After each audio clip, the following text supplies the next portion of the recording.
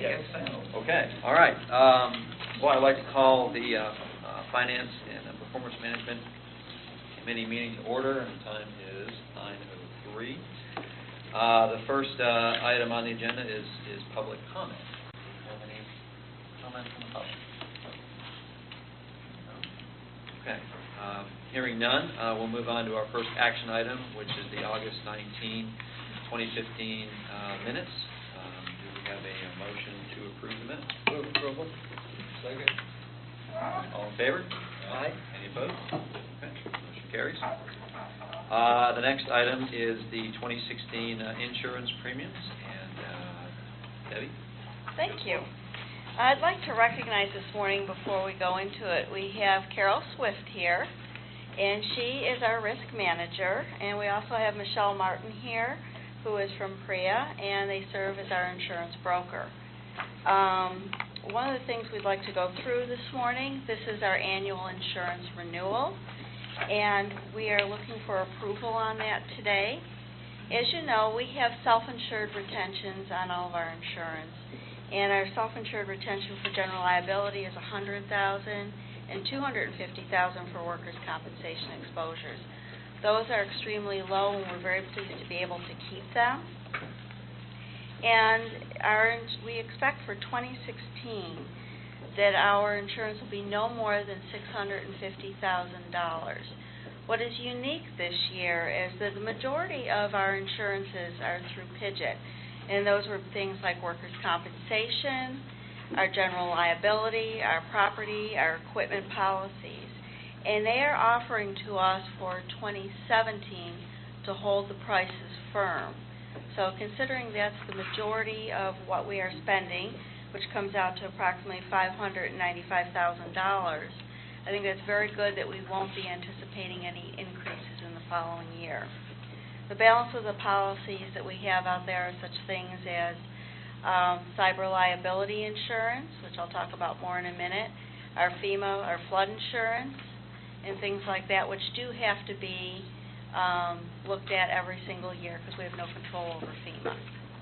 But now our cyber liability, PSTA has always been on the cutting edge of having that insurance policy out there. Our exposures are not necessarily great at this moment, but as we look forward into the future, it's something we'll be looking at as we implement the Regional Fare Card program.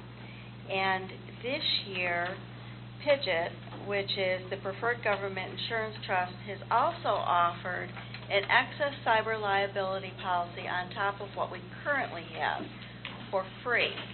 So we've got a $1 million policy now with an excess policy of $1 million on top of it at no additional cost. So what we're looking for the committee to take action on today is approval of the multi-line insurance for 2016 at a total cost not to exceed $650,000, and then additionally to approve the lines through PIDGET for 2017 at the same premium cost. Are there any questions regarding the insurance policies? Because we do have Carol, and we also have Michelle Martin here today who can answer any specific questions. Thank you, Mr. Chairman. Preferred Government Insurance Trust, who is that? Is that Florida League of Cities? Is it somebody else? I mean, I'm not familiar with that. PIDGET is the Preferred Government Insurance Trust that is also administrated through the preferred the insurance program through the agency, the Preferred Government Agency Insurance. So it's an independent agency it is does independent. Just government. And they basically go out and market and get the appropriate coverage for each one of the policies that we're going after. Okay. And did we look at other vendors except for them? We went out for our 5-year last year. Okay. And the two major contenders was the PRIA group that we work with, which is known as the governmental trust for them, and also the Florida League program. We looked at both of those last year. The other question I had, on the real and personal property, we have a deductible of $25,000, but that's such a huge amount of premium. How did we select the deductible of $25,000 rather than something higher? I'm sorry, what? How did we select the deductible of $25,000 rather than something higher? As in the past, we have looked at other deductibles, but we feel like this one is the most cost-effective for us, and also for the different items that we have covered underneath here. Okay, and then the limit of $45 million, is that full coverage then? That is basically done with our assets. We go through assessments every time we go out for insurance, and that was completed last year. As far as our 5-year renewal, we also evaluated all our different property items, and on a yearly basis, when we go back out, we also review the assets. We also try to consider any prospective projects that are going to be out there during the next year. So these are all things that we looked at every time we go out, even for the renewals. Okay. And then the next line down, equipment breakdown replacement, there's a limit, but there's no premium on that. Is that included in the property? It is. It is. It's all, those two pieces are included within there. Thank you, Mr. Chairman. Oh, thank you. Questions? I do have a quick question. I thought, and I might be wrong, but I thought we didn't have physical damage coverage on the We do not have physical damage on the buses themselves. Okay. There's only a few select vehicles that we have any kind of physical damage on. Okay. And they are more specific on the high-priced items that we may have, or vehicles for maintenance area, Okay. and that is it. Okay. So the $45 million, that's for buildings and... As for the buildings, predominantly the major structures Okay. that we have throughout the property here. Also, the Central Plaza includes the other minimal amount for Williams Park. So primarily our infrastructure? Yes. Okay. And also our new construction that we completed at Park Place. Okay. All right. And is this the incumbent carrier or agent? I'm sorry? Is this the incumbent area agent? This is the primary area. Okay. But I mean, it's the incumbent, where this is the company that is providing it. For this year Right. and for next. So, I'm sorry, I'm late, so I'm sure this question's been asked. So we didn't go out to bid this year, we're just approving? No, we went out to bid last year, Okay, thank you. and there were 2 contenders So for that. we're just approving their second year? That is correct. Okay. And then they offered us the fixed price for the following year, For 2017. a third year? for 2017. And this, when we went out to bid, it was for 2 years originally? No, what we did is we went out for an RFP to select our insurance broker, which is PRIA. Michelle Martin is here today. They help us go through and bid out the insurances, et cetera. And Pidgeot is who we have used, to answer your question. We have used them in the past. They provide the best value for the best money at the lowest, deductibles. And what they have offered this year is to hold the prices firm for the majority of our insurances, which would be the workers' comp, general liability, et cetera, for 20, not just for 2016, but for 2017. We come back to the board every year with our insurance renewal because it's a large piece of our exposure and a large expenditure. So we're approving 2 years now? Because they're willing to hold their prices firm for the portion that's covered under the Pidgeot, which is the preferred. That's with the coverage with the Preferred Governmental Insurance Trust, is the primary multi-line insurance summary that you're looking at on your right-hand side there. That's almost I think 600. essentially you are authorizing 1 year.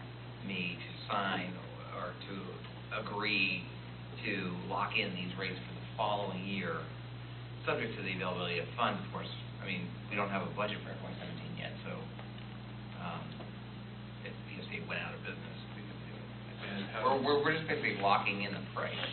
And this year's price and next year's price, which will be the same, compared to the current year's price Which is approximately 5% higher than last year, than the current year that we're in. the current year for 2016. Okay, thank you. So, Any further questions? Yeah. To follow on to your question, that we don't have physical damage coverage, I don't know what that means. I'm sorry. We don't have physical damage coverage? We do What not. does that mean? What it means on our vehicles, that if they are damaged out on the road, that we are not getting reimbursed for that, unless it is, we're not the result of the accident. What we do is subrogate to go after those funds, to return those funds back to our organization. We have a special person that works on that through risk management. So if we had a flood and half of our buses were underwater, and that would not, we would not have insurance for that? That is correct. So, and that we looked at before, we looked at the dollar amount, and it was not, the board felt it was not cost effective to go in that direction. So we're self-insured, essentially, on our bus. Right. Bus damage. right. And one of the things is with, let's say there's a hurricane coming or a major flood, we have plans in place to move the vehicles into a non-flood zone. But that is something when I came here we had talked about as well, is what happens if something should happen in the yard. And also, our buses are a part of the EMS and emergency evacuation plan throughout the whole county.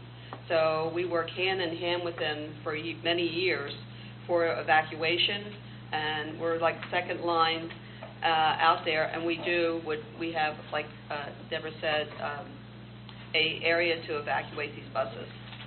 That's part of the plan. I'm thinking of a tornado coming through our bus yard, for instance, and just really messing up our buses, and that would not be covered by insurance. It does seem strange that we're in the transit business and we're not covered. That's our We're covered if we do damage to somebody else, I'm assuming, right? Yeah. That is If our correct. buses hit somebody else, our insurance covers Their damage property. to the That's other correct. vehicle. But we're not covered on any of our buses for any damage at all. And so what is the $45 million? This building isn't worth anywhere near $45 million, is it? All of our facilities. It's for all of us. It's all the property. It's our property. It's All of our basically the equipment. real and the personal property So it that we includes- have here. It's with you have, along with that, the equipment. It could be all the equipment over in maintenance. The maintenance is extremely expensive with different equipment that they have over there.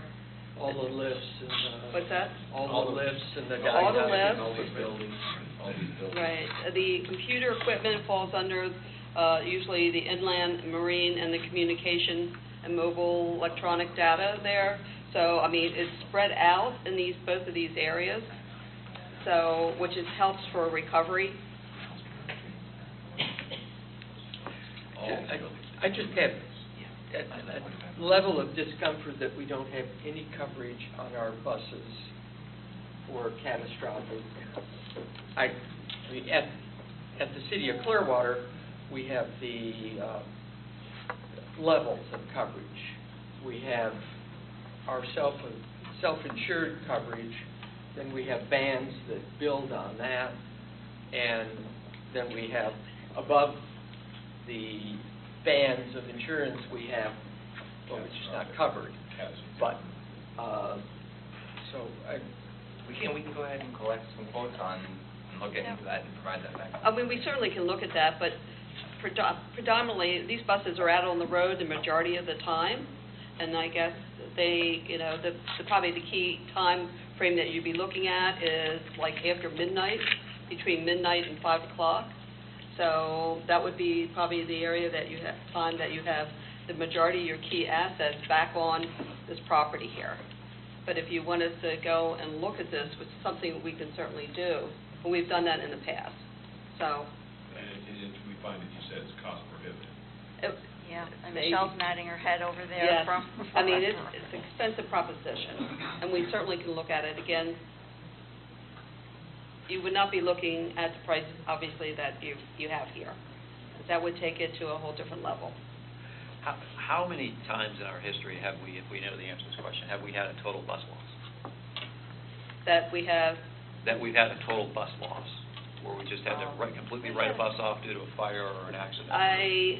We've had a few. I mean, this past year we had a bus fire, Okay. and I think we had an accident on one that was significant, where we've ended up. it's very rare. But so that doesn't really justify the cost to No. cover the whole fleet at this point. We've not experienced a situation where it would justify. We've been very Right. fortunate with our subrogation program and recovering a large percentage of the money that we have need to get back into our system. So, and that money now is basically going to maintenance to help them with the repairs and the costs that they're doing in their area, which is very important. Question. I'm sorry, just to clarify the term subrogation, what do you mean getting money back, and who are you getting it back We have the from? right under Florida law to subrogate, just like you would do in your own personal vehicles. If somebody hit you, you have the right to go after that money to get So if it's not money our- back if it's to not your our- pocket. If it's not our fault. That is correct. Okay. If it's our fault, then it's clearly our buses aren't covered and they are covered under our insurance policy. Yes or no? Our bus, for the repairs on our bus, we pay for our own. Correct. But- That's- But a majority of our Independently. accidents are caused by others. But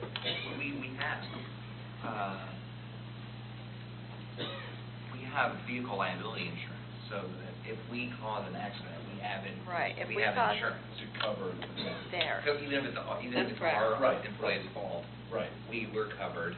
If it's somebody else's fault, we go after them. We go Their after them. insurance company pays, Okay. and we collect money. And our annual fee for this insurance package is how much? Approximately 600. That's 600, and it will be fixed at that amount for 2017. Yeah. 590. Listed in the bottom in your graph, you'll see the numbers, the final numbers, which is just slightly under the budgeted amount. The total is 645. Look at page 2. Yeah. Thank you. Any further questions? Would somebody like to make a motion? Just one other question, I'm sorry. Just so that, this from a relative standpoint, since you did this pricing before for bus coverage, that 645 would then be like 650 or over $1 million? I'm gonna look to Oh, wait, Michelle, just so I have who's a the relative. expert in this, to give us an order of magnitude. Absolutely. We have quoted that several times, so Okay. the finance and risk management group have looked at that. Currently, you have almost $76 million of bus value.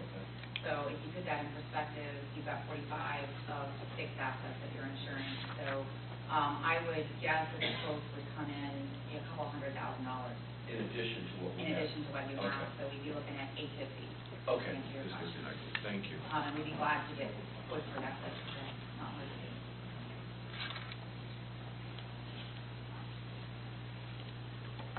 Mr. Chairman, and if that was done, would that be done with a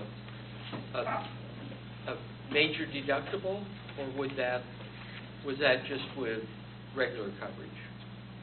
I mean, like if we assume $500,000 deductible, but wanted coverage above that amount. I would say I would start at the $25,000 deductible, and likely for flooding and hurricane coverage, you would likely have the 5% percentage deductible that would apply per bus. And then if something else occurs, then you would have a $25,000 per occurrence I think I could get probably the best quote from the Preferred Governmental Insurance Trust for this, but, we could look a couple of other places as well, to be sure, but that would be the coverage with Preferred. So you would have some significant deductibles as well. And keep in mind, if you did have a loss that declared catastrophe, then you would be eligible for FEMA reimbursement. Another question. So the bus services that are out there, do they get quotes like we do, or are they covered on the bus? Are we doing something that's normal here or abnormal? Definitely. Definitely what? Yeah, it's definitely normal. Okay, Some do, normal. some don't. It depends on you've got a fairly large fleet here. Okay. And you also have a very deliberate risk management strategy where you purchase excess insurance or where you purchase insurance and where you don't. So, I think that the strategy here is very deliberate. It's not just, well, we just decided not to do anything. Okay. It's been analyzed and all. For somebody new, it's all, I think it's reasonable. Okay. Certainly, we do have some transit authorities that do cover the assets as well. I think either way would be reasonable as long as your strategy is deliberate. I would just have it in my experience at other transit systems, smaller and larger, we've never bought any kind of catastrophic insurance. I worked for a transit system that had 12 feet of water throughout their entire building, a massive flood. They did get most of the buses out. The buses that didn't have any engines, they had 12 feet of water in them. It was the best thing that ever happened to that transit agency because the federal government swooped in with FEMA. They got all new buses. It was awesome. They didn't have any insurance out of it. Let's hope that is going to happen again. I don't know. Is that when the waterworks got flooded? That's right. Well, I wasn't even thinking about the catastrophic, more so than just a crash or an accident. So what we're talking about is an extra $200,000 to protect our buses in case they get hit by a flood at some point. Or fire, Or tornado. Or have an accident. Probably would be more of a tornado. Accidents that- They are covered. They are covered in an So this is all this discussion about. In the middle of the night, Catastrophic. if a fire. My discussion wasn't about what Bill was discussing, because I had other questions, so our buses are covered in an accident, Yes. even ones that we caused. Yep. Okay. So if something comes down from the sky That's and what- ruins the whole Okay. thing, then we're spending $200,000. My apologies for my question, because I was on, I'm fine without getting additional coverage. Okay. All right, well, if there's no further questions, would somebody like to make a motion to move this along? I move we accept the proposal. Second. Okay, any further discussion? All those in favor say aye. Aye. Any opposed? Okay, motion carries, and with that, I will turn it over to the chair. Sorry for being late, folks. Okay, Wi-Fi service, Debbie? No, it's actually me, the other Debbie. Oh, the other Debbie, okay, I'm sorry. Good morning, committee members. I'm Deborah Woodward. I am the Director of IT. And I am here today to ask for your recommendation to the board to approve a one-year agreement with AT&T Services to provide Wi-Fi service to our buses. Do realize that we were the first agency in the state of Florida to provide bus Wi-Fi for our customers. So it's been almost a year, so it's time to renew the agreement with AT&T again. We've had a lot of positive response from our riders. They usually let us know when it's not working, which is a good thing. But the agreement with AT&T also provides 2 additional optional years at the same cost, which is going to be a cost savings for us when I project where we are with the operating budget next year and the following year. We are actually piggybacking off an agreement that exists with NAPSCO, which is the National Association of State Procurement Officials, which does allow us to have good pricing through June 30th, 2019.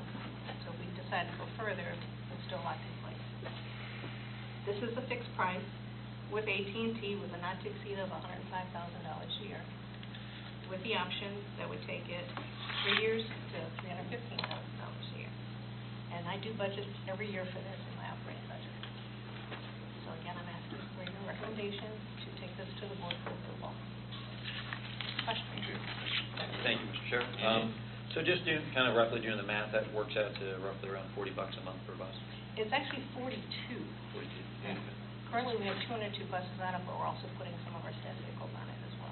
Okay. That seems Very good. reasonable to me. I think our procurement department did an excellent job. What, any idea what the bandwidth is on that? Just curious.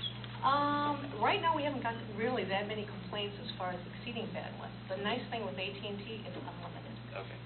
versus some of the other Yeah, right. cellular providers. It's Any other unlimited questions? bandwidth? I'm Sorry, go ahead. It's unlimited bandwidth or it's unlimited data? It's unlimited bandwidth, which includes the data. So it varies depending on It the will. demand? It depends on who's riding the bus and who's actually connected to it.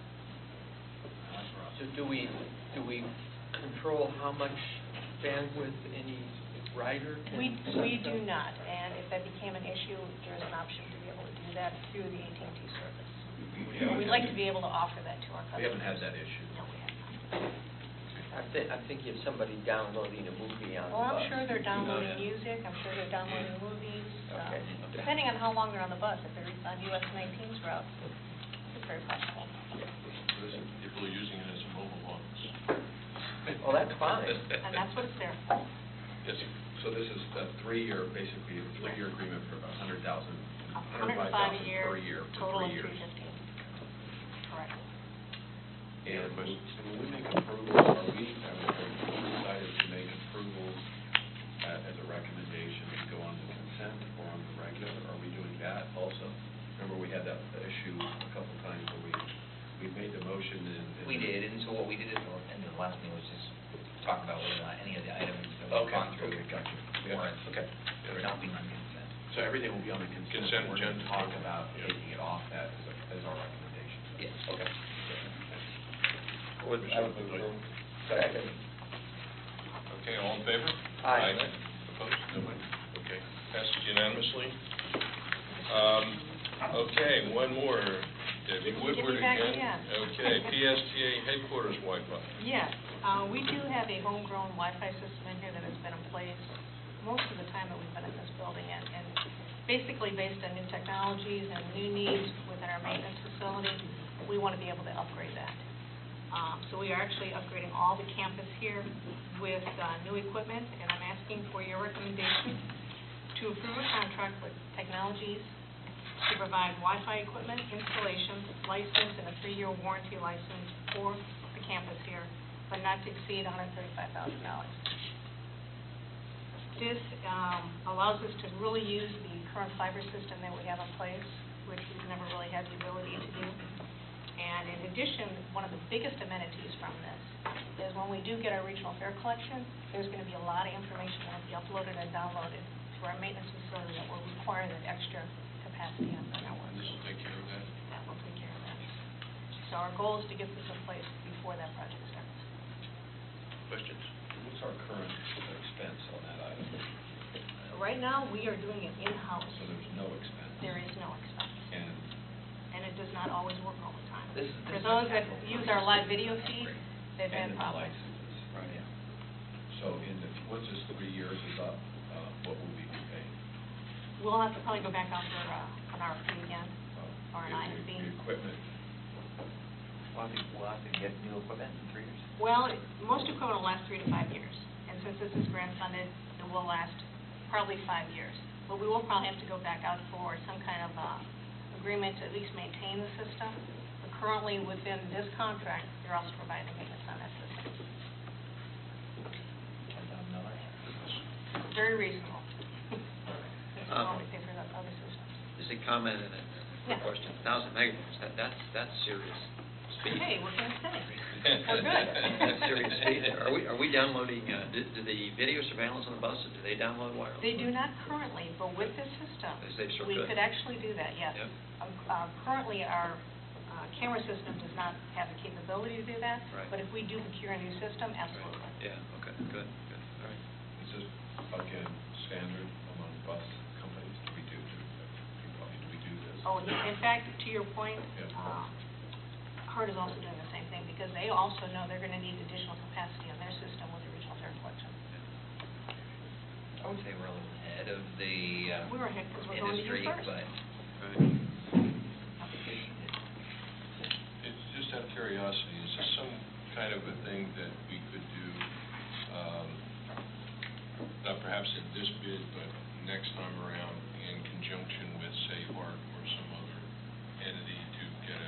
could, where we could have more absolutely. If there's a way to combined save some clouds. money between both agencies or even other agencies, absolutely. I would just like to add, we've got Lou Emma is here today, Lou Emma Cromedy. She's our new Director of Procurement. And with her on board, every week we get a report from Hart as to what solicitations they'll be going out for. And in turn, we also give them a list, a long-term list of what we'll be going out for over the next few months so that we can work together on anything that makes absolute sense to do so. Okay, good. So it's excellent. All right, great. Okay, any other questions? Do I hear a motion? So moved. Second. Okay, all in favor? Aye. Okay, passes unanimously. Thank you. And thank you very much. Transit cleaning and supplies bids. Good morning. Hey, how are you? Henry? Good morning. You just, I'm looking at Lou Emma and I'm thinking. Doesn't look like Lou Emma. In front of you, I believe, Green sheet? green sheet. Well, on page 16 of your packet, but also with the green sheet, is an action item to recommend the approval of a 3-year contract with 2 one-year option renewals for the cleaning of all of our transit shelters and stops, our passenger terminals, and also for the provision of all of our janitorial supplies with American Janitorial. PSTA outsources the cleaning and the servicing of, like I said, all of our 700 bus shelters. We have over 5,000 bus stops, our 4 passenger terminals, and also all the janitorial supplies that goes into maintaining all of the facilities. The purchasing department released a single request for proposal for all services inclusive, allowing for firms to submit proposals on any or all of the services that it entailed.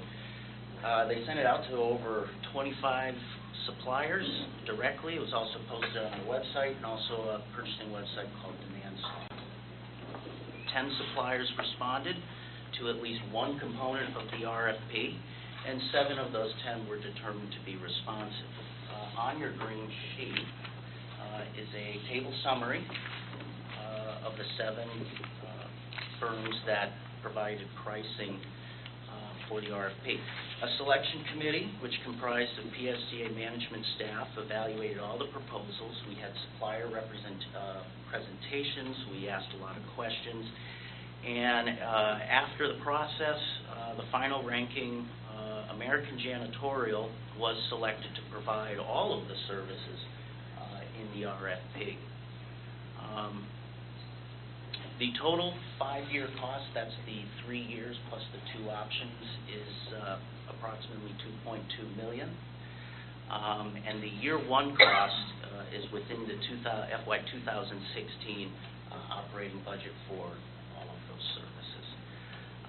So again, recommendation is to recommend approval for a 3-year contract with American Janitorial with the option to extend to the 2-year 1 renewals in not to exceed $2.2 million. Yeah, answer the question. Yeah, that's up to $400,000 a year, roughly, for all the services. And floor maintenance is what? Floor maintenance is the carpeting, once-a-year carpeting. Floor maintenance is also the cleaning of all of our linoleum floors, wet tile. But nothing in this property here, nothing at headquarters. This is the terminals, shelters. There is some cleaning of all the floors in our lobby. That's actually with this RFP. And most of it is here in the building, here in the campus here. Oh, so, okay, but all the janitorial cleaning for like this area here, that's done in-house? Just for this facility, yes. Yeah, everything else is in this contract? Yes. How about the shop floors? Do we do that in-house or is that? We have a machine that does that we ride around them. Yeah. And how are we doing this year? What's the cost this year? That's the current. have the exact current cost for this year because it's broken up. I do know that a cost savings analysis said that it would be approximately $57,000 savings over the 5-year period. So it's actually less. Or over all these, Overall, all those these, items. yes, actually, in a lot of these, I can tell just by looking at these numbers, it's actually less for the next 5 years Per year. than it is now. And that goes to the credit of our facility department working through the process and getting the best supplier. Okay. Great. How often are they going to be cleaning the bus shelter?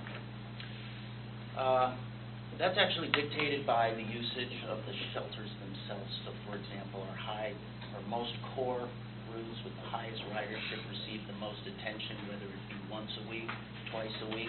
Some of our other outlying shelters and stop areas may receive it every 2 weeks. It's really based upon usage and, of course, any issues that get reported to us by the passengers themselves. So there's a whole network of core routes that we look at. It's the same kind of a question. It's what is the criteria or the expected standard for cleaning of shelters? I know when I ride, we have gobs and gobs of cigarette butts that are cluttered around the shelters. And sometimes it's cleaning the panels and stuff.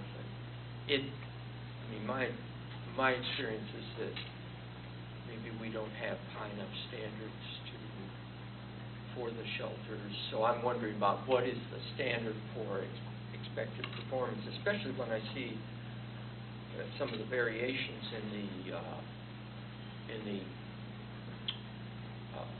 contract. Well, although the shelters are about half of the total janitorial for the terminals, and it's the terminals in this building, right? So, to answer your question, I can tell you, in the RFP, we were very specific. We actually raised the bar of what our expectations were. That's why we had the supplier interviews and the presentations about what their capacity was, what their capability was. We know that we have a little bit of work. We have a lot of work to do out there maintaining some of these shelters. The shelters themselves are actually old. Some of them do need new panels. We're going to have new shelters going out in certain places, but we are servicing them as frequent as possible, whether it be grass mowing, trash emptying more frequently. So I think with American Janitorial, if that's approved with the recommendation coming on board, they're bringing a lot of newfound capabilities. A lot of mapping software, I know that they're big on that. A lot of analytics, that's going to be very important, is the analytics. They're going to go out there and be feeding us daily, weekly, monthly reports as to what they're seeing out there, and making sure that we're allocating our resources, their resources, in the proper places. And we're definitely expecting an improvement of what the passenger sees out there. I have a quick question. Do we have also built in some sort of a quick response approach so that if we find out that one particular shelter, let's say the trash is overflowing or something like that, it doesn't look good, that they have someone that can get out there and correct the problem right away, even if it's not on their regularly scheduled Yes, yes we do. service? Yes, we do. We actually handle quite a few of those requests right now. This vendor, it does understand that even if they went and serviced the shelter 3 hours ago, if it needs to go back and be serviced again, they're going to fit it in. And then, of course, in-house here, we have a small crew that takes care of any extraordinary or after-hour emergencies such as that. Mr. Rager? Yes, just real quick. Do we get out and check their work, or do we rely on them to check themselves? We do go out and we have crews on the road all day, mostly. So we're making them accountable. Yes, we are, and of course, our passengers are very quick to tell us if there's a problem, and we address it just as quickly. Any other questions? Okay, do I hear a motion? I'll move approval. Second. All in favor? Aye. Okay, passes unanimously. Okay, I'm sorry we're running a little behind, but we'll give you good time for the presentation.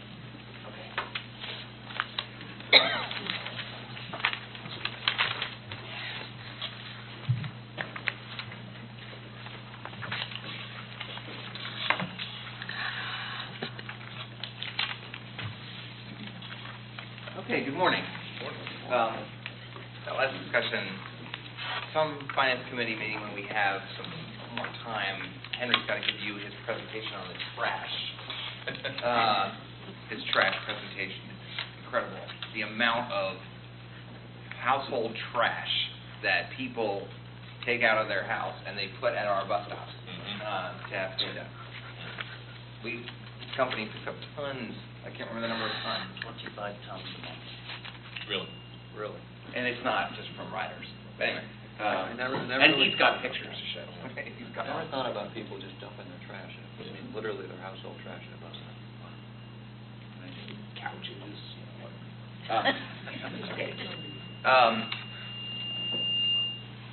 To recap where we are with the replacement bus purchases, you will recall that at the August board meeting, at the August Finance Committee, your last meeting, you recommended purchasing of 7 replacement diesel buses, but then when we got to the board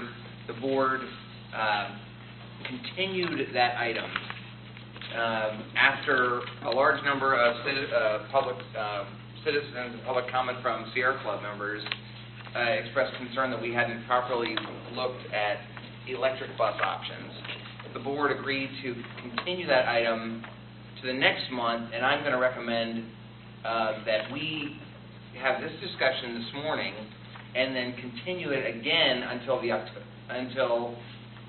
October board meeting, so that the Finance Committee, so today is just an information item here, then next month, after you give me some feedback on what additional information you think you and the other board members might need, we'll go at it again in a month at the Finance Committee and finally make a recommendation to the board. So my goal this morning, I've got about if I run through it straight, I think it's about 15 or 20 minutes, and certainly I know lots of you will have questions and comments, because there's a lot of detail that you asked for last meeting about sort of comparing the different types of emissions and costs between the different bus types.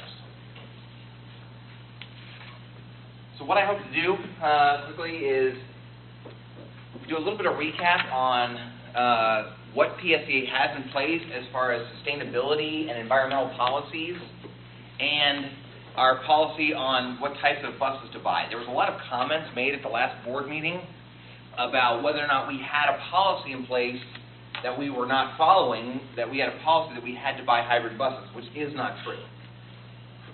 Talk a little bit about our overall capital program and how this places in, and then go into the different bus types and looking at those in different ways. And then I'm not making a recommendation today, but perhaps a scoring matrix that will help us maybe reach a solution. And I do want to acknowledge Henry Lukasik and our new assistant maintenance director, Joe Cheney, who's not here, who came from the Boston transit system for a long time, and he managed a lot of alternative vehicle technology exploration for them. PSEA has a sustainability policy that you adopted in February of 2014. It's not an environmental policy, it's not a green policy, it is a sustainability policy that really follows international standards for what sustainability means. It means that we look at decisions from comprehensive aspects, all 3 aspects: financial, environmental, and social. Looking at only one of those aspects is not sustainable. Looking at all 3 of them is what is known as sustainable, and that's what our program does. We attempt to look at these major decisions that we make, like what type of buses to buy, from all three aspects.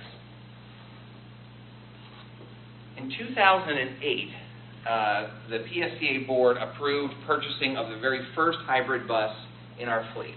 Up until 2008, we had only diesel buses, and they some years back had some CNG buses that never seemed to work.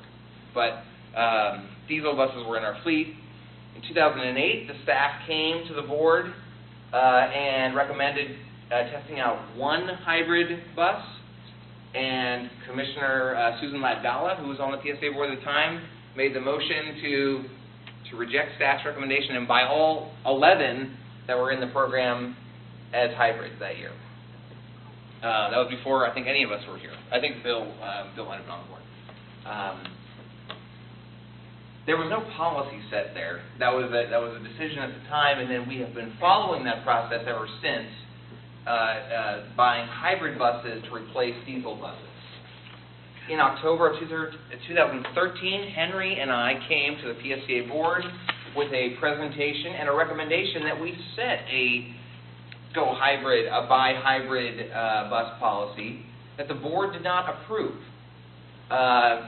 for a number of different reasons, which I think were quite thoughtful. And I think Commissioner Scott appropriately said that hybrid buses don't necessarily work in all aspects, don't necessarily are of much value for the long distance trips, like over to Tampa. They don't get much better fuel economy than the diesel buses, so they shouldn't be used in everything. And then other commissioners, like Commissioner Bajalski, she, and others said, well, we want to keep our flexibility open and look at all future technologies. So we do not have a buy hybrid policy at PSTA. We had a sustainable plan for our bus purchases called Greenlight Pinellas. Some of you might have heard of it. In that program, $46 million was set aside for replacement buses in the next 5 years to buy hybrid buses to replace the diesels that were coming to the end of their useful life. Now that Greenlight is not in place, we now also have a sustainable plan that you have adopted called the Path Forward Strategic Plan. We had to make some tough decisions in that Path Forward plan, but you've made them. We cut $7 million out of our capital program of other projects and took that $7 million and put it into bus replacement. We have a plan to privatize some of our services that we currently run with our own employees and our own buses to save the money on replacing those buses, namely the express services over to Tampa. We have extended the useful life. This is not what the federal government recommends, but we have gone ahead and developed a new fleet plan that extends the useful life of all of the buses in our fleet to at least 15 years, from 12 to at least 15 and some more. And with those changes, not yet assuming that we have access to any FTP or other funding, the Path Forward plan has $28.5 million set aside in the next 5 years. So Greenlight fully funded the need for replacement buses at 12 years, replacement cycle $46 million. We put together $28.5.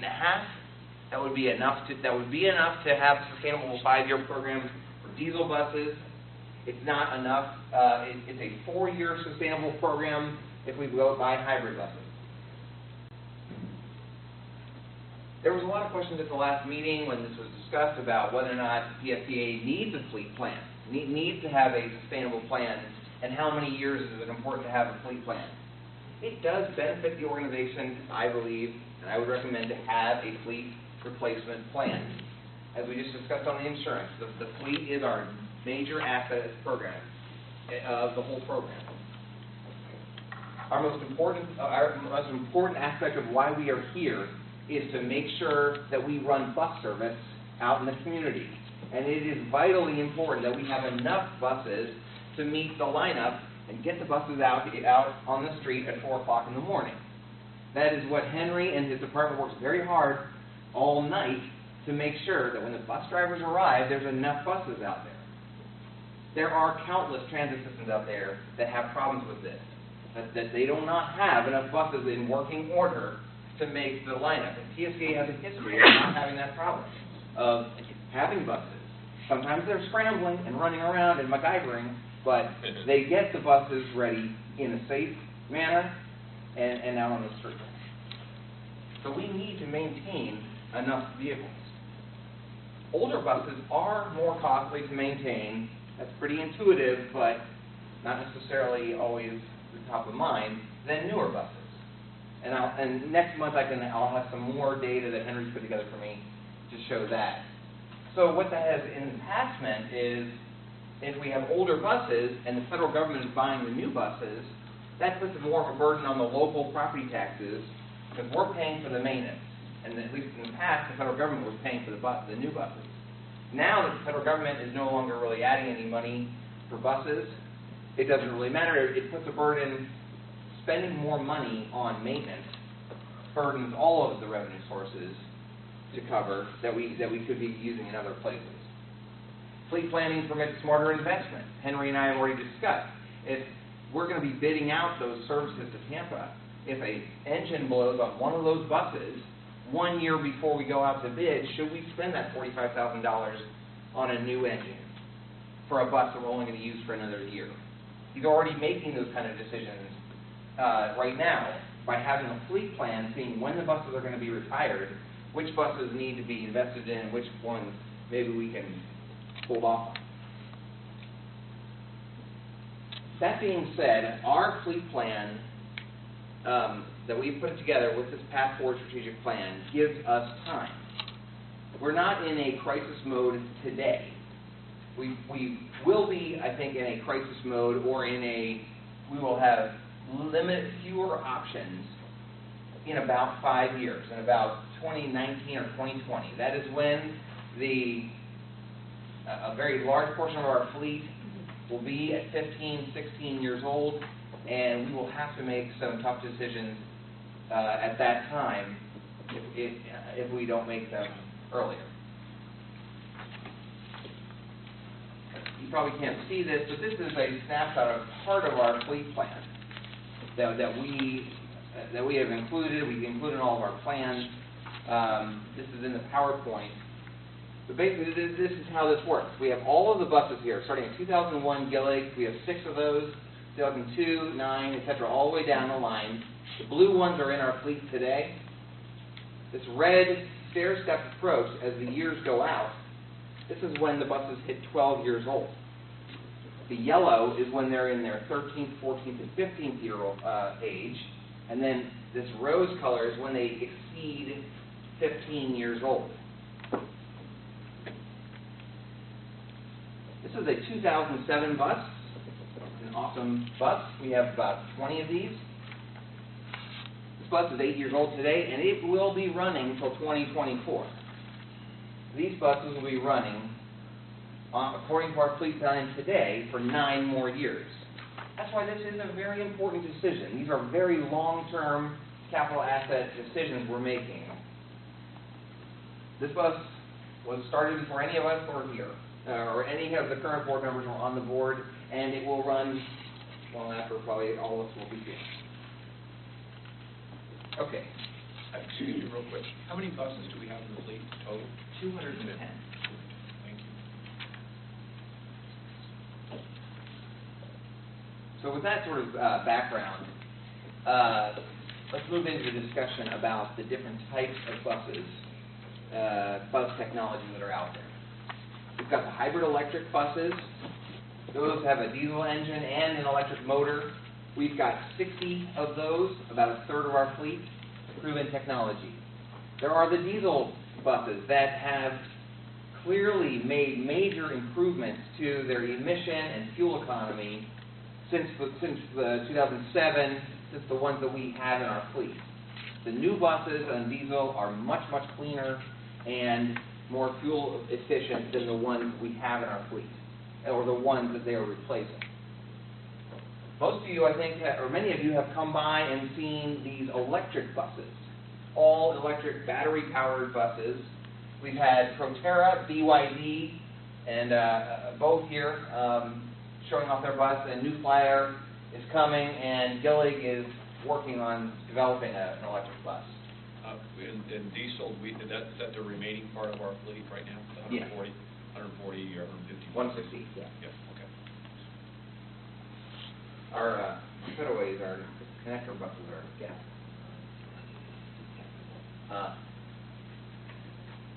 The issue with the electric buses is at least they need in addition to the vehicle, they need a charging station on the route. Or at least some of these technologies need a on-route charging station that the bus can come in, recharge for 10 minutes before getting fully charged, and then keep going. We also looked at this sort of more innovative idea, this refurbished electric bus. This is by this company called Custom Coachworks, and they brought their bus here. Some of you maybe saw this in the video with Jay Leno. Jay Leno went to their garage and touted how they do this. So we call this the Jay Leno bus. It's an electric motor in an old bus.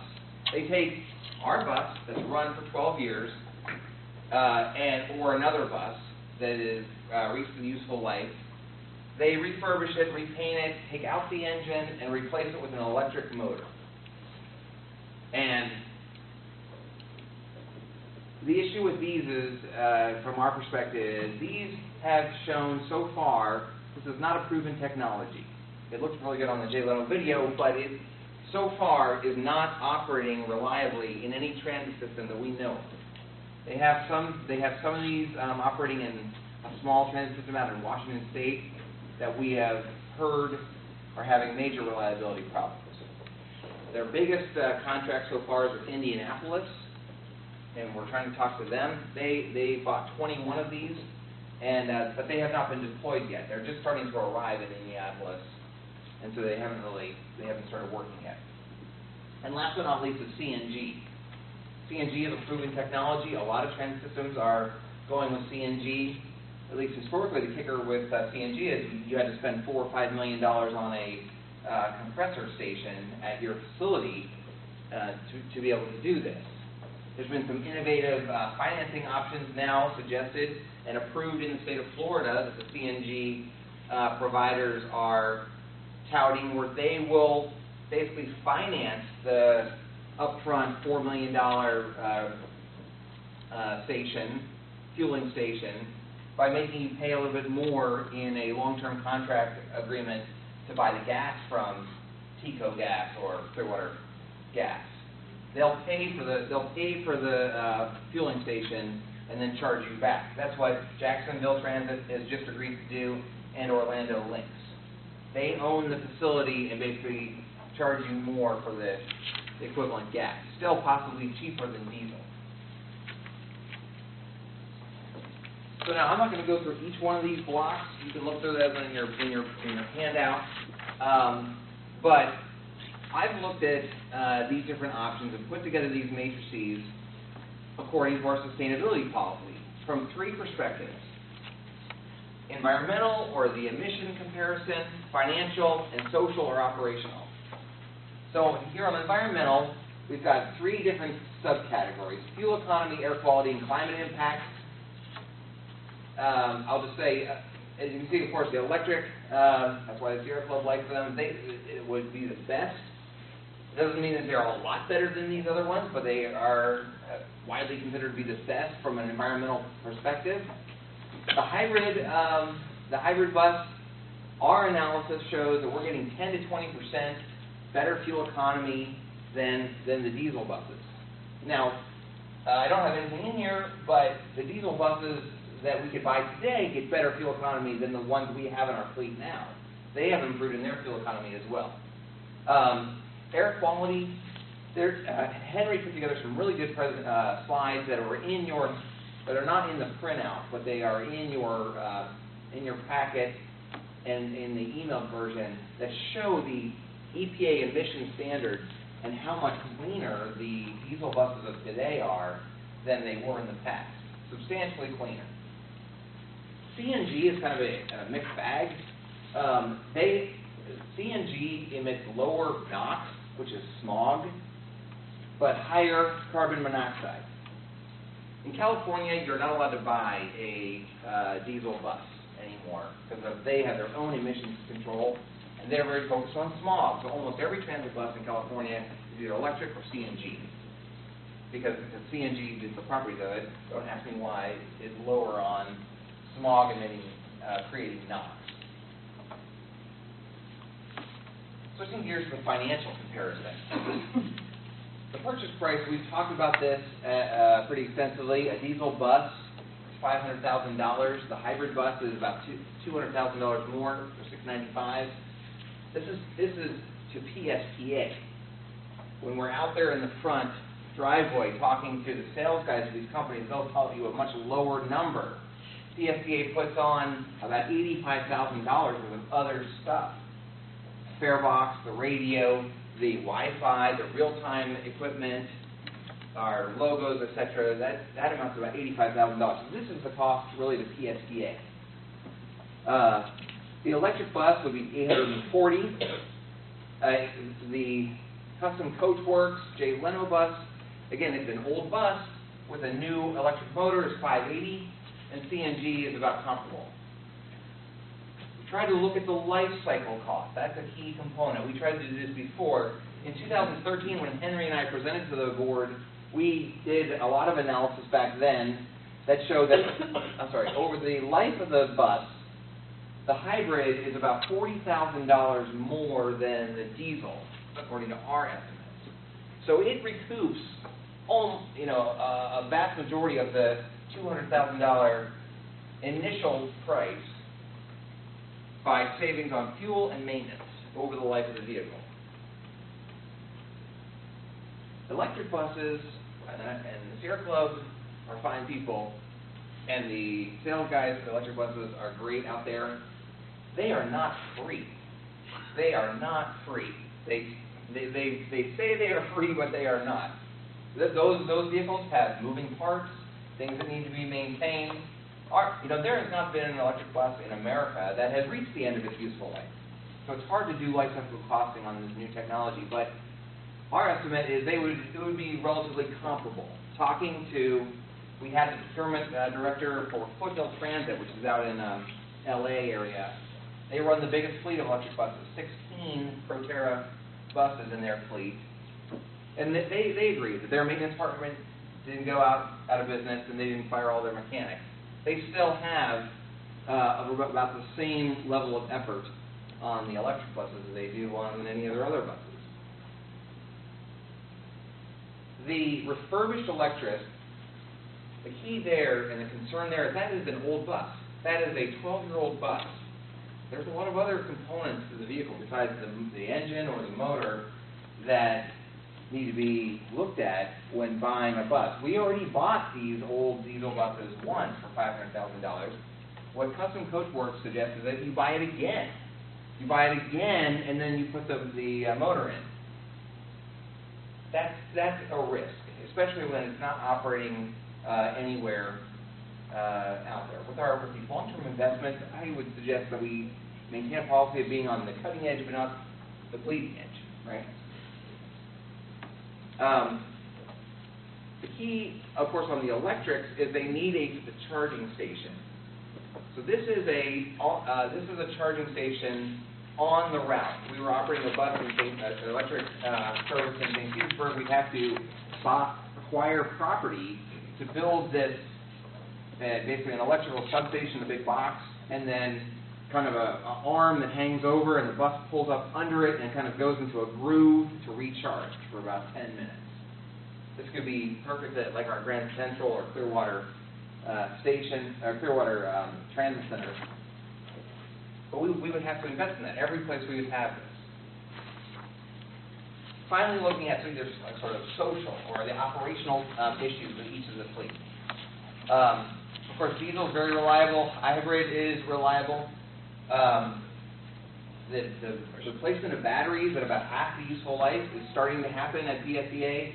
That is an expensive proposition.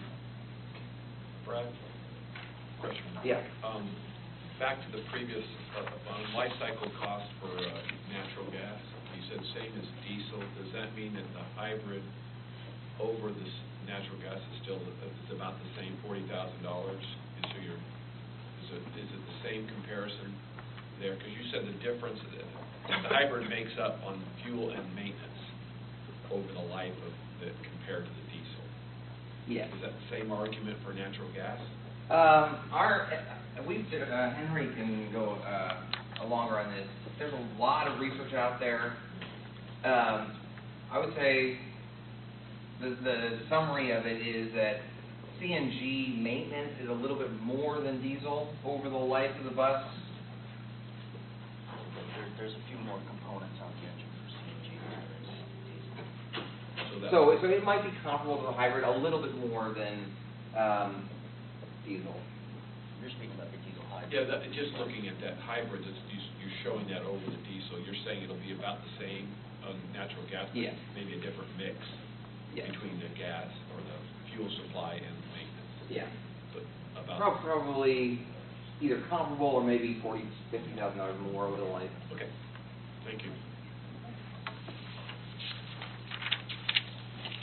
One of the keys on operational is sort of the span of service. These these battery-powered buses have a limited range that they can operate, number of miles, before they need to be recharged. I'm probably even being a little high on this estimate, I now learn, but we've taken a look at our routes and how long the routes are. Not all of the routes at PSCA could at least have battery-powered buses throughout our whole fleet. Only a smaller portion of routes.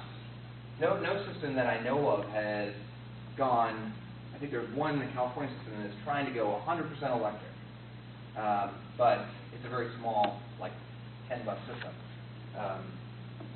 I don't know of any system that is looking at going 100% electric.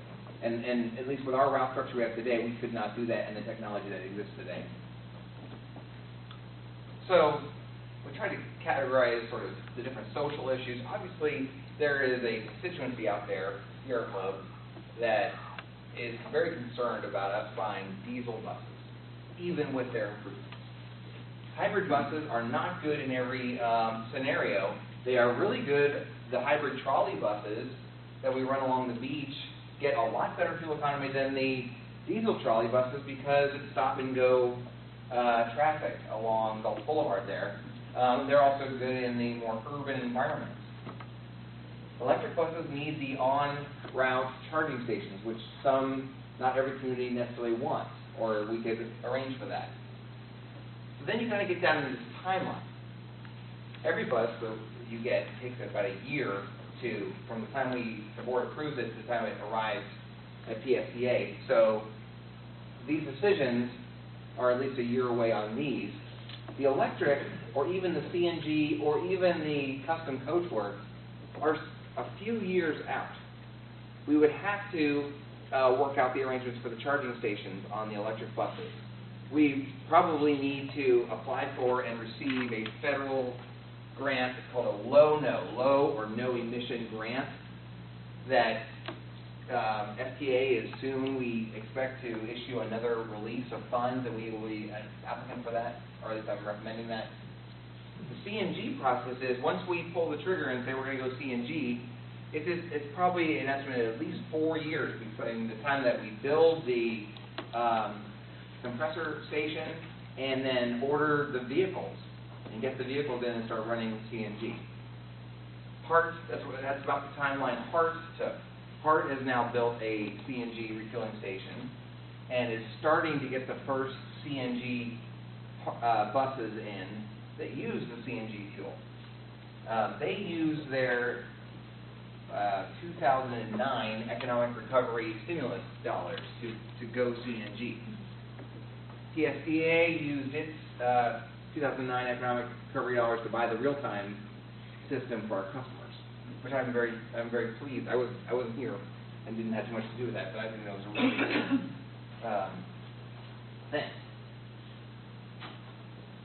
Okay, so then last but not least is sort of this way to kind of make heads or tails of this. You can do your own scoring system. I came up with 2 ways of looking at this, trying to come up with the simplest score to evaluate all these things collectively. If you maybe favor looking at the environmental side of things, I gave, in this scoring system, I gave emission 3 points and cost 4. In this purple one, which is more based on cost. I gave cost 5 and emissions 2. You can see the bottom line when kind of looking at each of them.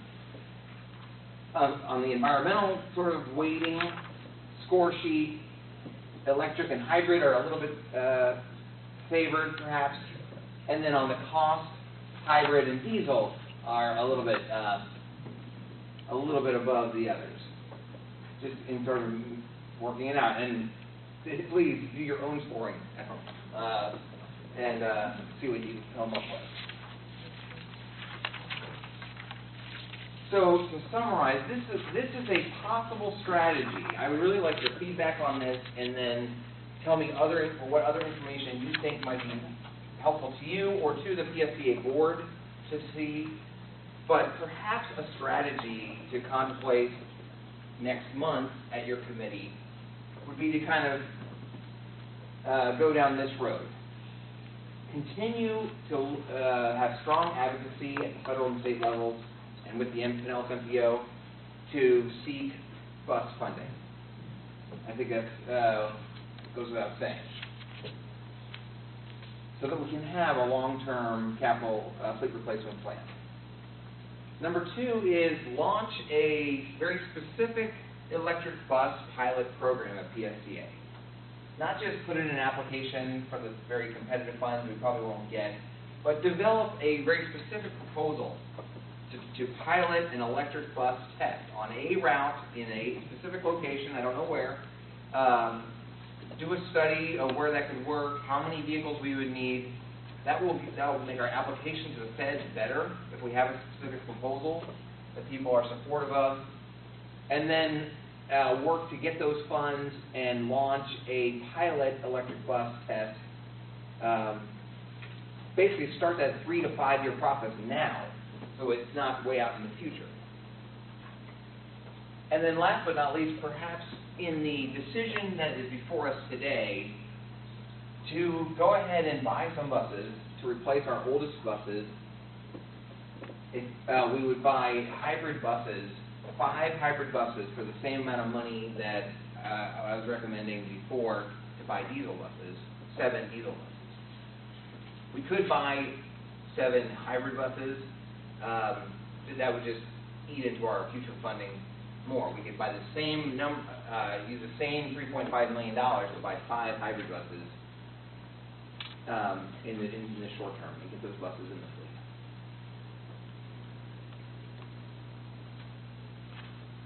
You gotta love this. You gotta love these buses. They're gonna be around for a while. So, any questions or comments? Okay. Commissioner Jones. On the operational comparison, you showed that the span of service for an electric bus could serve 15 of the 40 routes. Is that with or without on-route charging stations? That would mean perhaps 15 to 30 on-route charging stations if we went that many routes. So we don't have any routes today that could be served just using an electric bus that is charged overnight.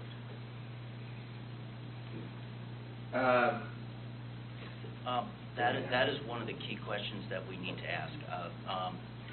We probably do have some routes that would fit the use of an electric bus, but again, mileage is only one component that you have to look at on the route.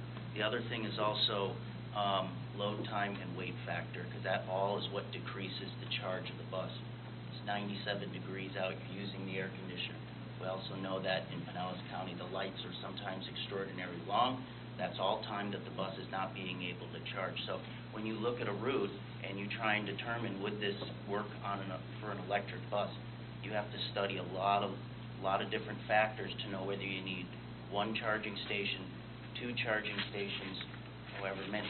Also, when you go to planning the route, you also have to build in that time for charging the bus up. And typically, depending on the bus type or model, it's anywhere between 5 to 7 minutes. So you're adding more time to the headway of the route. A lot of stuff you have to look at to make that, to answer that question. And I believe that although we have 40 routes, that we do interline, we use our equipment interline. So it might start on one route, move to another route, move to another route.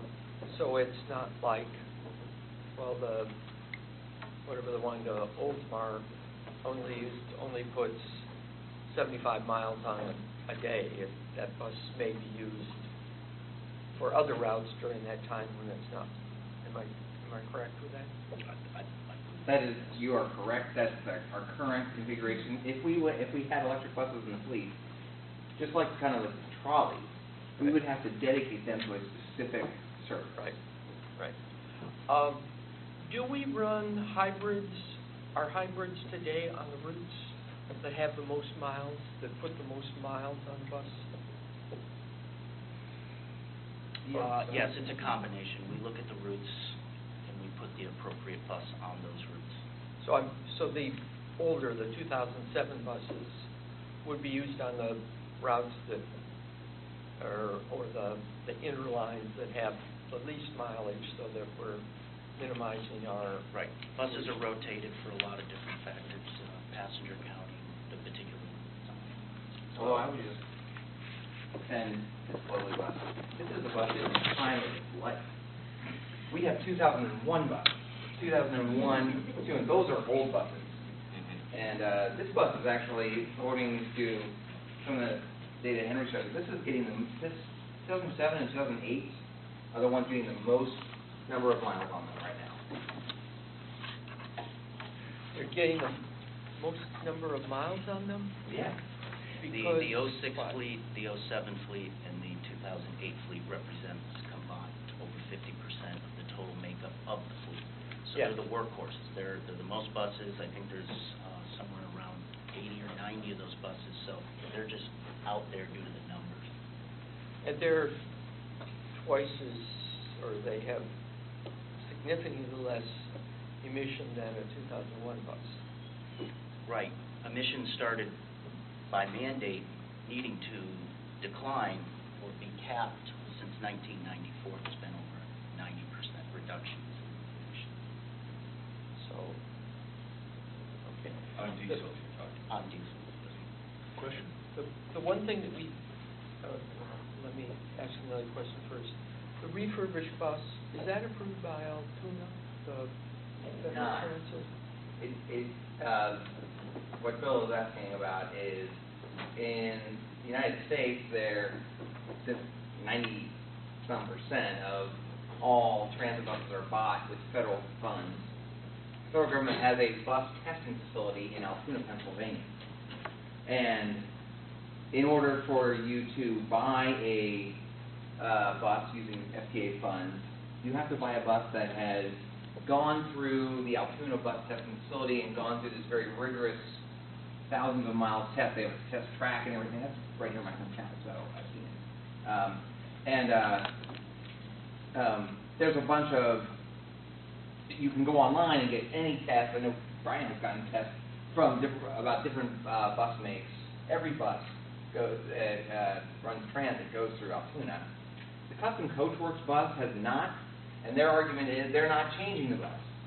They're getting an old bus that already went through Altoona, so they don't need to do a new test. They're just changing the engine. So they're sort of out there without that. And so far, at least what we found out was that FTA has agreed with that. But it's risky. Some of these other electric buses that you see out there, they have had mixed results at their Altoona test, I would describe. Commissioner Scott? Okay, one more if I can. We haven't talked about the size of the bus that we buy. Because we said as far as our path forward, one of the things we would do is try to right-size our buses to the routes. The discussion that we've had today, are we just all talking about the 40-foot buses, or are we thinking of buying smaller buses on some of these routes? In the fleet plan we have looked at the load capacities on our routes, and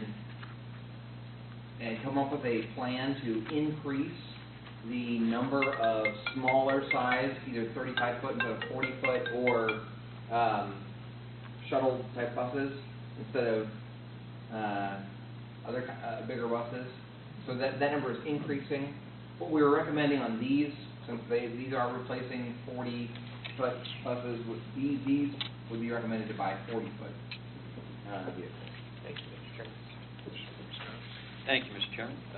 Thank you, Brad, for that nice presentation, and I'm assuming Henry's probably going to take over the emissions portion of it, so look forward to hearing that. And I think we should just all go out and have a big group photo in front of this very fine diesel specimen we have out here that's going to carry us through 2024. I think it's a real smart strategy to have a mix of hybrid and diesel buses for a lot of reasons, but for financial sustainability, for emissions, for the ability to be able to supply the service that we need in order to be able to have the number of buses that we need to be able to supply the current routes we have, so we don't run across the fiscal capital cliff and have to look at cutting routes in the future. But the diesel emissions has gotten so small over the past 15 years or so that it's the difference between the diesel versus even the hybrid is so small, it's marginal. And when you look at the cost of the $200,000, I think you kind of have to question where the value is. Is it even worth it? And even I would say the same thing towards the electric. But with that said, having the hybrids on the right routes certainly makes a whole lot of sense, and having the diesels on the longest routes makes a whole lot of sense. So I think it's really smart to kind of have a mix of those two technologies in our fleet. And there's even the current hybrid technology that we're purchasing right now with the Allison. If the board has a desire to move more towards full electrification, the BAE hybrid, which I know we had here a year and a half ago as a demonstration, is really a fully electric bus, but it has a diesel engine that simply is just basically a generator that just runs only to charge the batteries and has start-stop capability. So it turns on, runs at a constant RPM just to charge the battery, and then it turns off. So the engine doesn't actually propel the vehicle down the road at all. It actually is, the bus is truly fully electrified, but has all the flexibility of a regular diesel bus. You don't have to have charging stations, you don't have to have that infrastructure, you don't have to build in additional headways into the route, all of those other things. What brand was it? BAE. Okay, that's not on your chart here. All right, and that's kind of transmission within a hybrid structure. It's still a Gillig bus. Yeah. It's just a different hybrid drive versus the Allison. And what's the estimated cost of that? It's comparable, almost as comparable to the cost of the hybrids that we're purchasing. Really? Okay. So that might be something to, as we look at new hybrids down the road, that might be a good way to look. But I still think for where we're at right now that it really makes sense to buy the diesel buses because of the replacement plan that we have to do. But on the electric side of things, none of this technology right now is really proven. I mean, I downloaded the Altoona test results for the BYD bus, and I will tell you it is not impressive. I mean, just on the static tow test alone, basically what they do with that is they put a tow bar in the front of the bus and load the frame to 2 times its GVW, and then they move it up and side to side. Well, they got to 1.2 times, not even 2 times the weight of the bus. And when the adjoining structure that the tow pinion was attached to failed and was torn from the frame structure. So when you look at this Altoona test result, which covered about 14,000 miles, there were 680 hours of downtime in 14,000 miles. And their range, while the sales guys, with all due respect for them, were saying they would go 230 miles, their official record is 126.8. So I don't put a whole lot of stock in that technology currently. It will mature at some point, and it will be there, but right now, it's not there. So, thank you. Okay, Mr. Knight? Yeah, in the one part here, Adopted Capital Improvement Program, We're talking about the private express service and trolleys reduction in services, reduce the fleet to 201 buses. We're talking about 16 buses per year for 12 years, and going to 15 years, we're talking about 13 buses per year addition. Is that what that means? That's basically math, where we hope to get to with our fleet plan, to have a long-term, stable fleet. If you assume every bus, you have to replace about every 15 years, you can take the number of buses divided by 15 to get the approximate number you should try to aim for buying each year. That's what that math is supposed to show. Okay, so basically, when you go to 15 years, we should be getting 13 more buses per year. Yeah, we try to get 13, so. So right now, we're getting 7. Right. And if we go with the hybrids, then we're getting 5, which means that we're way under what we really should be getting. We are under what we should be getting. Quite a bit. Okay, so my whole thing is that I would be interested in making that as great a number as possible. And when we get into talking about the electronic buses, I agree that this, they're telling us it's 155 or 150 miles or something they can do. But we're still having 2 different sets of buses. And when they get up to 200 or something that's normal, or that we can do with our regulars, then let's talk about that. But I think right now we're a little bit early with the electronic buses. And let's see that one.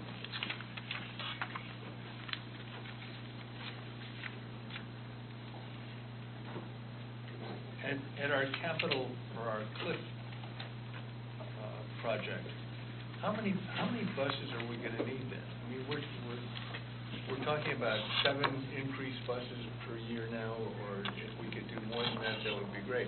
But when we reach this cliff in 2020, how many buses are we going to need? Do we have any idea?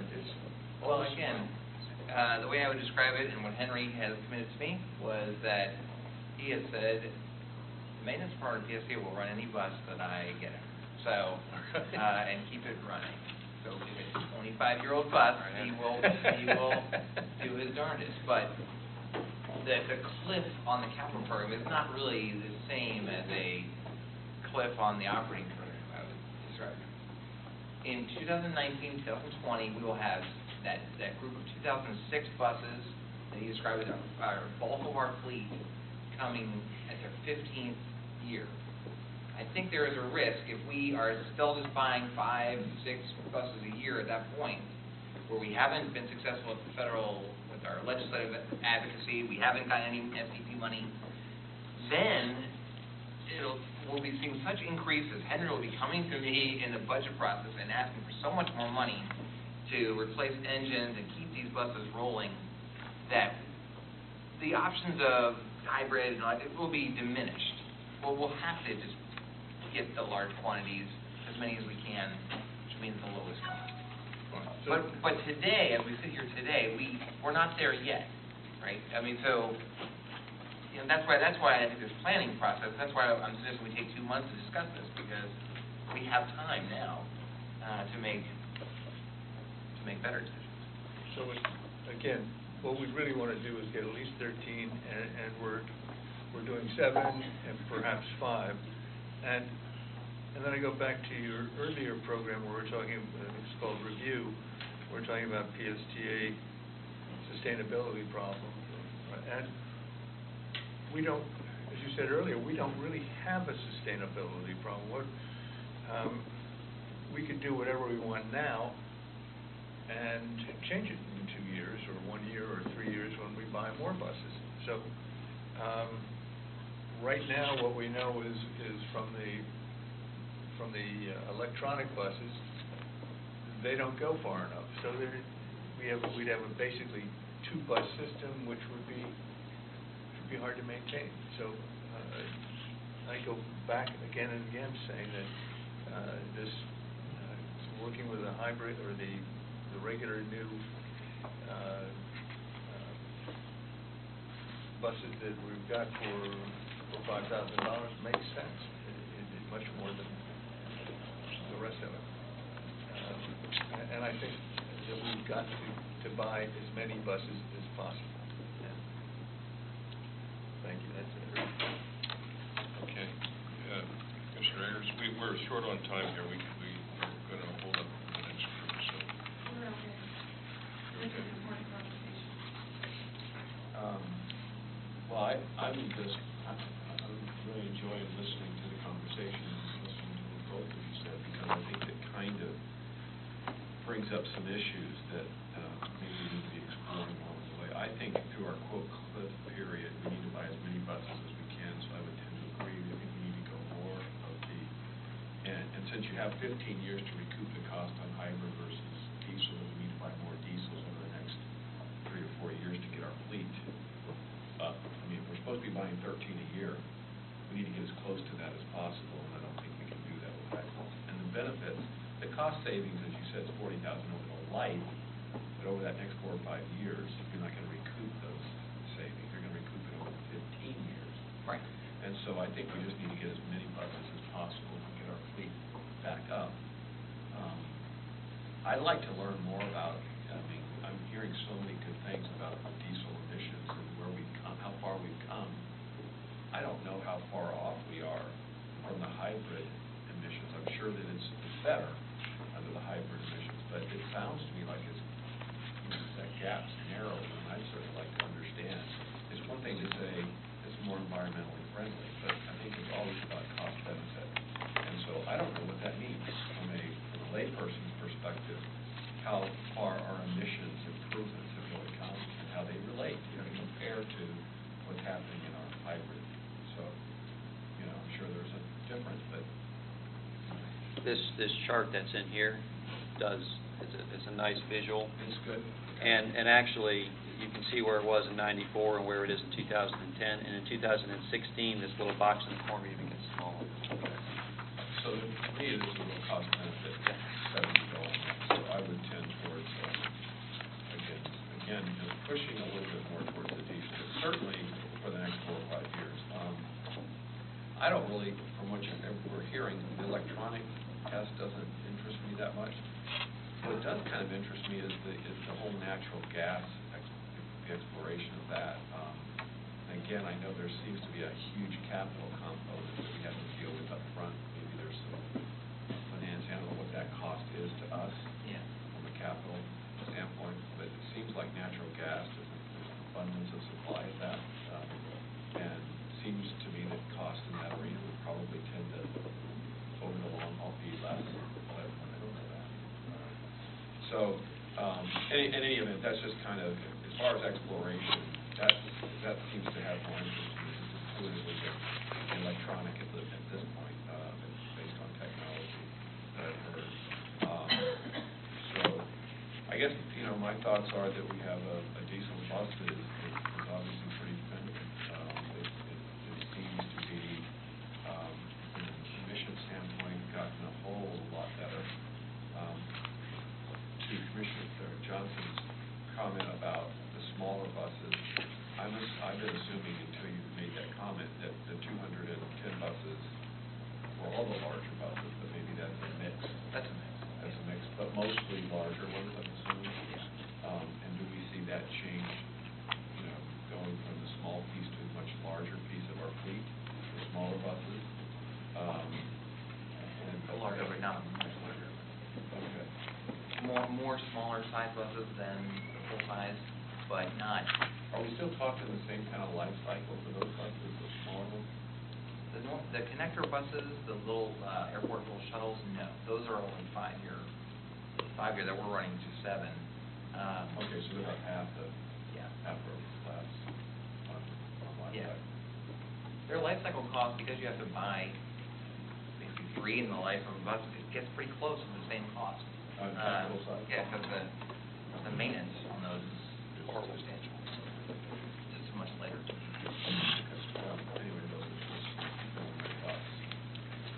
Well, let me chime in with my 2 cents. First of all, we're ignoring our social responsibility. Secondly, with regard to CNG, they won't run, we can't compress enough gas into a CNG to make it run a route. So you'd have to have a refueling route along the way, which also builds up the cost. I hadn't heard that comment. There's been improvements on that. Have there? Yeah, Okay. that's- All right. Third thing is, I'd like to know some longevity on CNG, because CNG is like gasoline, it's a solvent. And diesel buses last a long time, diesel cars last a long time, because diesel fuel is a lubricant. And so gasoline engines tend not to run as long as diesel engines. But with all those things aside, the real factor is I really feel that we had a lot of people come and talk. We have a social issue. We really need to at least give the image of working towards developing a socially responsible position. And so even if we have to kind of go backwards in technology with some diesels, we need to be starting to develop the ability to change to other technologies like electric when that's available. So a pilot program of some kind, such as Brad alluded to, makes a lot of sense. And we really need to be aware of the fact that we shot ourselves in the foot. One final thing, we shot ourselves in the foot by not increasing the ad valorem tax to the maximum so that we could run maybe an extra year or two before we run out of money. And so it's too late to do anything about that now, but we need to seriously look at that next year. That was a giant error in my estimation.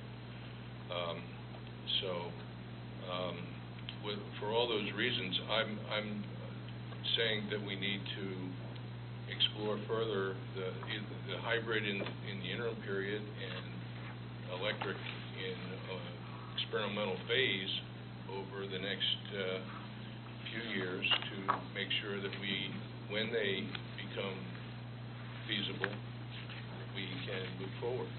So that means working on our grant program, and it means working on research to find out what other more avant-garde entities, whether in California or some other place, have success with electric buses, because there are plenty of routes. Even if we could only do 10 or 15, as in Brad's chart, 10 or 15 is better than none. We're going to continue to face pressure from social groups if we're not responsive to other issues than just the lowest cost entity. So that's my point. And to your point, I think the social responsibility is something that we all take seriously, and that's why I talked initially about the emissions issue and how close we've really become, because I think It's still an image problem. Well, I mean, I'm not as worried about the image issue as I am reality, so I would certainly like to have that continue. Doesn't have to be done in the next week, I'm not saying, but I think that's something we just have to keep our finger on. And to the electric, if you're talking a new electric, that's one thing.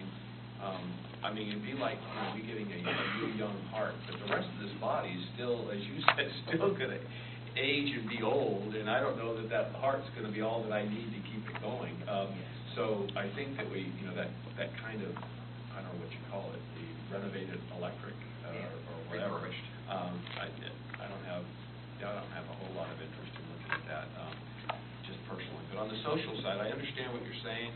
I just think we need to stick to what the reality of it is and what the incremental difference, that cost benefit, and in that you do throw in the social responsibility aspect. I mean, I think it's important. I agree with you.